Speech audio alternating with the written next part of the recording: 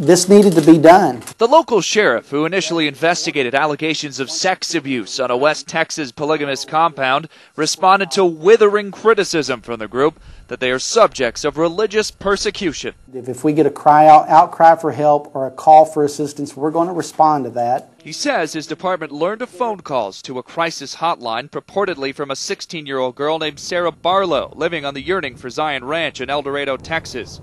She told the operators her middle-aged husband was beating and abusing her. It was a series of several calls over a period of a few days, and the calls were anywhere from 30 minutes to an hour. Enough to convince a professional that takes those calls that it was legitimate. That launched an April 3rd raid on the ranch and the eventual removal of more than 400 children from the sect into protective custody. But the state Supreme Court ruled authorities went too far in seizing every child and then granted their conditional release. Parents have wandered all over Texas, picking their kids up from foster homes.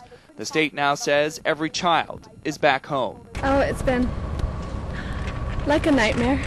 But the sheriff says that won't stop a criminal probe into the sect from continuing. Underage girls that have turned up either pregnant or have had children have been located on the property, which has prompted this ongoing investigation.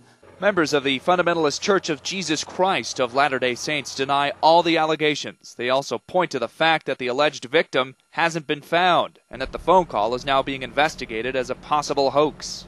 And there's a person that is a suspect in that. But then also there was some Sarah Barlows uncovered out there as well. The sheriff isn't running the investigation. That's up to state authorities, but he believes it could be 2 to 3 months before the next phase of this case happens, if criminal charges are filed or not. John MONE, The Associated Press, El Dorado, Texas.